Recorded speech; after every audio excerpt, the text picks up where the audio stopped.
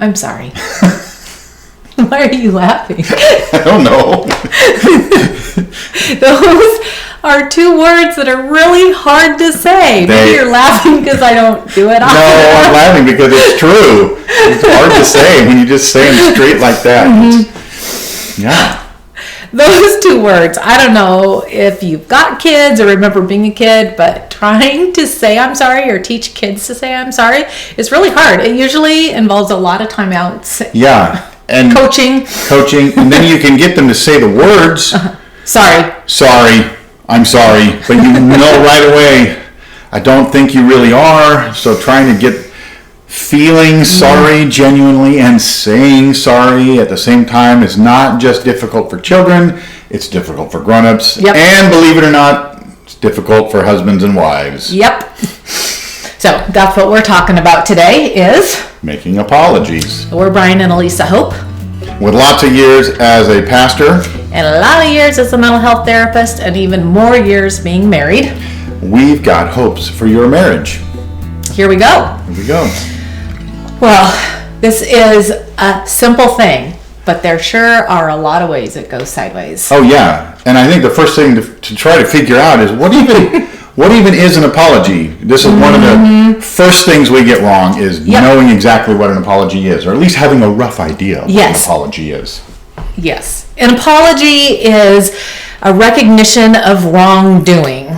It is whether you've intended or not intended for wrongdoing. It's just a recognition of wrongdoing and taking full responsibility for it and the implications or consequences that it's had on another. Mm-hmm. Unilateral, meaning, and we'll get to some of this, but really owning it, like this is what I've done, and that's what I've done, and acknowledging it and recognizing it. Full stop. Full stop. Mm-hmm. So there are things that we do to really make this whole apology thing go sideways. Yes. And to help you remember, we've got some handy dandy. We've got some handy cues. Cue cards. Number one, neglect.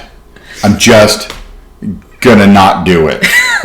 Avoid it. Yeah. What could go wrong? Number two, we minimize it. We act like it's not a big deal, and we minimize our spouse's feelings, and we minimize what we've done and the consequences. We minimize. Mm-hmm. Number three. This is my favorite one. But. Yeah, but. ... And as soon as we say but after the I'm sorry, we've completely erased the I'm sorry and transitioned to reasons that excuse it. Mm-hmm. Okay. Blame. We somehow manage in taking responsibility to make it be about what the other person has done wrong. Quick deflection. Yeah, nice air quotes. And finally, justify it. I have good reasons for this. There were all these extenuating circumstances that excuse or justify my wrongdoing so that it wasn't as wrong as you felt it was. That's how we throw this thing sideways and make a big train wreck of making apologies. So clearly it's difficult. Yeah. I mean, let's just get that. It's very difficult. It's hard to say I'm sorry. Yeah.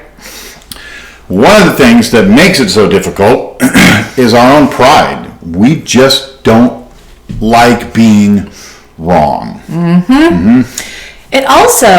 It reveals just a fragile identity in the difficulty that we have, that we've got this facade of being perfect. And when that facade is broken, somehow we don't know who we are in the midst of not always being right or doing things always right. So we try to create that perception of strength up because we've got a lot of fragility right behind it. Mm-hmm.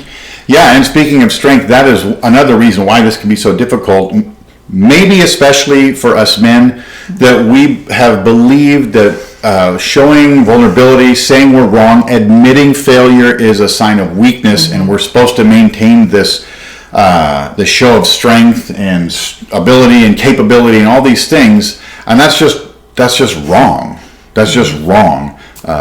Admitting wrong and asking and making apologies is actually a much greater sign of strength than it is of weakness, because it's a lot more difficult to be vulnerable than it is to defend yourself. Yes. Yeah. So it is important, obviously, to apologize. It should be something that is a regular rhythm in any relationship, because it is the only way, when you're in a relationship, to continue to reestablish trust and to move forward when things inevitably will go wrong. I'm broken. Brian is broken. When we bring that together, like, there's things that just go wrong all the time. And if we just keep letting those build and never acknowledge them, we don't have any way through it. And those fractures get deeper and deeper. The distance gets deeper and deeper between us. So an apology is the only way to move through something and actually leverage something that's hard for growth and strength. it also frees us of a lot of guilt and shame. When I do something wrong, intentional or unintentional, and I refuse, neglect, blame, I butt it out, I justify, do whatever I'm going to do to not apologize, it puts, it kind of traps me under that weight of always having to defend it rather than being freed up from having to carry that around. And an apology is important because it actually liberates us from carrying that burden around all the time.